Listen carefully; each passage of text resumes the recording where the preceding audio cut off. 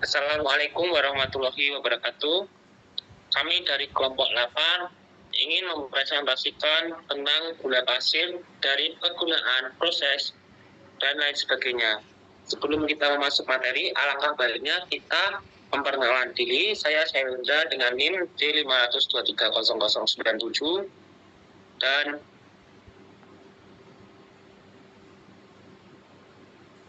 saya Zaimatul Mufida dengan NIM D500230081.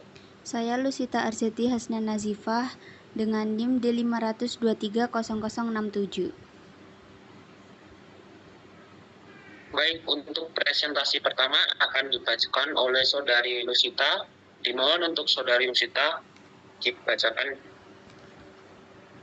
Ya, untuk struktur kimia dari gula pasir sendiri bisa dilihat. Jadi, gula merupakan sukrosa disakarida yang terbentuk dari ikatan glukosa dan fruktosa. Rumus kimianya yaitu C12H22O11 yang artinya 12 atom karbon, 22 atom hidrogen, dan 11 atom oksigen.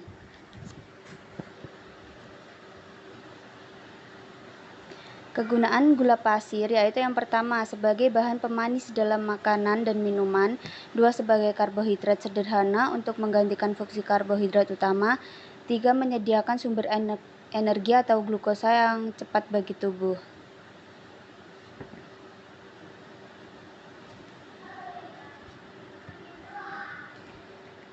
Bahan baku utama dari gula pasir yaitu tebu yang mengalami proses pengkristalan hingga menjadi butiran kasar. Gula pasir berasal dari tanaman tebu di mana air tebu akan diolah hingga mengalami proses pengkristalan menjadi butiran kasar atau kristal padat. Gula tebu tersusun dari dua unit monosakarida yaitu fruktosa dan glukosa.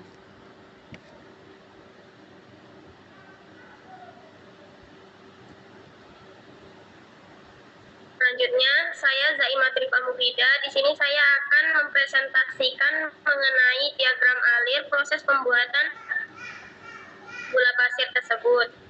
Pertama, itu diawali dari bahan baku. Bahan baku gula pasir itu sendiri yaitu tanaman tebu, yang kemudian di mana tanaman tebu akan diarahkan ke pemerahan atau gilingan.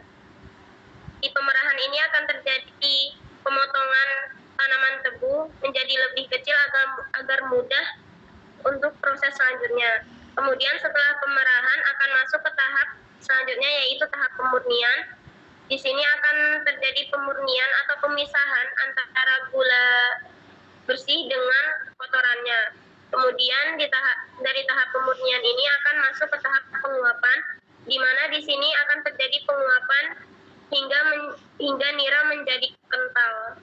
Kemudian dari tahap penguapan akan masuk ke tahap kristalisasi, di mana di sini merupakan proses terjadinya kristal atau pengkristalan nira menjadi kristal gula pasir. Kemudian dari kristalisasi akan masuk ke tahap pemisahan. Di sini akan terjadi pemisahan antara gula pasir dengan larutannya. Kemudian setelah terbentuk gula pasir akan masuk ke proses pengemasan yang kemudian akan dijual ke masyarakat umum maupun ke yang lain. Kemudian di sini saya akan menjelaskan untuk penjelasan lebih detailnya, yaitu yang pertama untuk diagram alir utama, yang pertama itu ada pemerahan atau gilingan. Di sini bahan baku utama kita yaitu tebu akan diatur masuk oleh hand carrier, kemudian akan dipotong-potong oleh pisau tebu dan dipecah-pecah menggunakan hammer shredder. Lalu setelah dipecah akan diperah menggunakan roll gilingan dengan volume 1 hingga roll gilingan volume 4 sehingga menghasilkan nira dan ampas. Nira di sini mengandung beberapa hal yaitu sukrosa, glukosa, fruktosa, air, dan berbagai kotoran. Kemudian ampas yang dihasilkan di sini akan menjadi bahan bakar kettle atau boiler. Dan apabila terdapat ampas yang berlebih, maka akan dijual untuk kebutuhan lain. Kemudian Nira di tahap pemerahan akan masuk ke tahap pemurnian. Di tahap pemurnian ini menggunakan proses sulfitasi dengan mengikat bahan selain gula atau kotoran-kotoran yang tersisa dengan penambahan kapur atau CaOH2, di mana reaksi kimianya yaitu CaOH2 ditambah dengan CO2 atau karbon dioksida menjadi CaCO3 atau kalsium karbonat dan air. Kemudian kapur yang bereaksi dengan karbon dioksida tersebut akan membentuk kalsium karbonat atau CaCO3 dan mengendap bersama kotoran lainnya. Bahan pembantu dalam proses pemurnian ini yang lain yaitu berupa susu kapur, gas SO2, flokulan, dan asam fosfat. Kemudian setelah pemurnian akan masuk ke tahap penguapan. Tahap ini menggunakan multiple efek evaporator dengan kondisi vakum. Multiple efek evaporator ini biasanya terdiri dari 3 atau lebih evaporator. Dalam tahap ini itu bertujuan untuk menguapkan air pada nira encer sampai menjadi nira kental agar proses pengkristalan tidak terganggu, maka air yang ada di nira harus diuapkan. Hasil akhir dari proses penguapan ini berupa nira dengan kepekatan yang mendekati jenuh. Kemudian selanjutnya yaitu diagram alir untuk part 3, di mana setelah dari penguapan akan masuk ke tahap kristalisasi. Pada tahap ini akan terjadi penguapan air kembali, di mana penguapan air nira akan menjadi lebih pekat hingga mendekati kondisi lebih jenuhnya. Dengan pemekatan terus-menerus tersebut akan terjadi sehingga koefisien kejenuhannya akan terus meningkat sehingga terbentuknya pola kristal sukrosa. Setelah terbentuknya sedikit pola kristal sukrosa, maka selanjutnya yaitu pembuatan bibit dengan memasukkan bibit gula atau pola kristal sukrosa tadi ke dalam kristalizer. Kemudian terjadi proses pembesaran kristal di dalam kristalizer. Setelah dirasa cukup besar, kemudian selanjutnya akan dimasukkan atau dialirkan ke deceiver atau palung pendingin untuk proses kristalisasi. Pada palung pendingin akan terjadi proses kristalisasi yang lebih paten, yang lebih kristal. Kemudian setelah dari tahap kristalisasi akan masuk ke tahap pemisahan. Pada tahap pemisahan kristal gula dari larutannya, di sini menggunakan alat sentrifugasi atau putaran. Pada alat sentrifugasi ini, di dalamnya terdapat saringan dalam beberapa volume atau beberapa bentuk. Kemudian sistem kerja alat sentrifugasi ini yaitu menggunakan gaya sentrifugal di mana nira atau berupa masakan akan diputar sehingga larutan atau strop akan tersaring dan kristal gula atau nira tersebut akan tertinggal dalam putarannya. Nah, pada proses ini akan menghasilkan gula kristal dan beberapa tetesan. Nah, gula kristal akan didinginkan dan dikeringkan untuk menurunkan kadar air di dalamnya. Kemudian tetesan hasil strop atau larutan tadi akan ditransfer ke tangki untuk dijual kembali.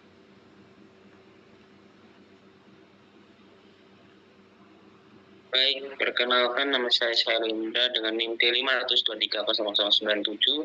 Di sini saya akan menjelaskan sedikit tentang alat proses. Alat proses terdiri dari 3, yaitu alat pemurnian, yang pertama alat pemerasan, yang kedua alat pemurnian, yang ketiga alat pembentukan. Untuk alat pemerasan terbagi menjadi 3, yaitu can carrier, hammer shredder, dan roll killing. Untuk can carrier berfungsi sebagai alat pembawa tebu ke alat pencacah. Cara kerja dari can carrier adalah tebu yang jatuh dari meja itu dibawa ke can parcel. Untuk kedua adalah hammer shredder. Hammer shredder adalah berfungsi sebagai menghancurkan, menyaring sehingga membentuk serabut dan memudahkan untuk diperas. Proses ini tampak merusak struktur sel tebu. Untuk alat penggeraknya yaitu elektromotor, dan cara kerjanya adalah tebu dari can carrier masuk ke dalam mendatar dan bersinambungan dengan hama. Alat hammer shredder berlawanan dengan putaran can carrier. Tebu dilempar ke atas terus menerus oleh hammer, kemudian diparut oleh landasan. Hal ini dilakukan terus menerus sampai tebu menjadi serabut. Yang ketiga adalah roll killing. Setelah tebu dipotong-potong kecil pada pisau, maka tahap selanjutnya adalah roll killing. Merupakan suatu alat yang terdiri dari 2 buah silinder dengan permukaan yang kasar.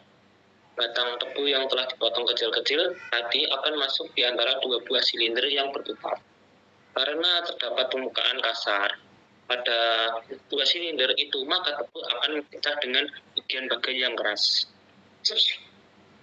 Karena mekanisme memecah tebu dan tahap ini dengan penekanan, maka pada alat ini sudah ada sebagian nirap tebu yang berperas keluar. Yang kedua adalah proses pemurnian, terdiri dari static tank dan rotary vacuum. Untuk static tank merupakan alat untuk mencampur nira mentah dan air kapur, serta nira kental yang disebut sand car.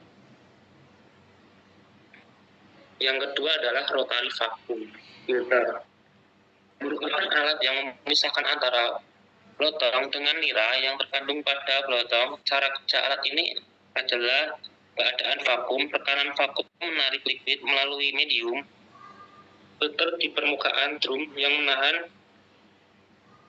padatan. Tekanan vakum mendorong gas ataupun udara melalui cap, dan gas tersebut mendorong liquid masuk ke dalam.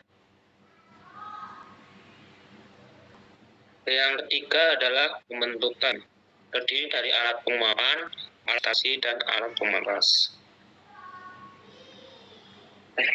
Untuk kristalisasi gula terdiri dari centrifugal akan menggiring karena pemberian steam pada putaran dan adanya kontak dalam udara luar selama jalannya vibrating screen. Selama fungsi sebagai pengering, vibrating screen juga berfungsi sebagai penyaring.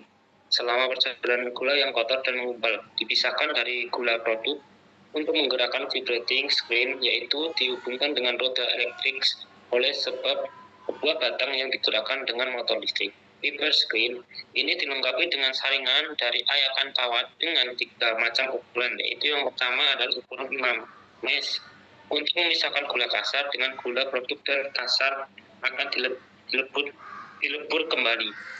Saringan kedua yaitu dengan ukuran 12 mesh untuk memisahkan produk gula dengan gula halus. Untuk ukuran ketiga adalah 20 mesh untuk menghasilkan gula halus, digunakan untuk kristalisasi memasak.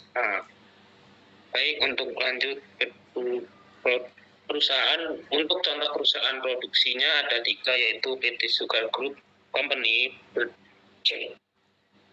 berdiri pada tahun 1983. Yang kedua adalah ada PT Amanah Aquindo Tbk yang berdiri pada tahun 2013. Yang ketiga adalah PT Industri Gula Lemoray yang terdiri pada tahun 2013.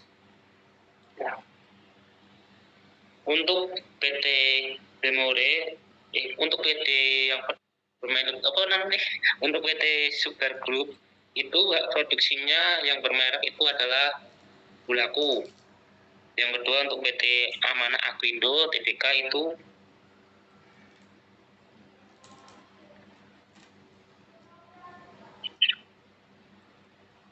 gula merah, tetes tebu, dan lain sebagainya.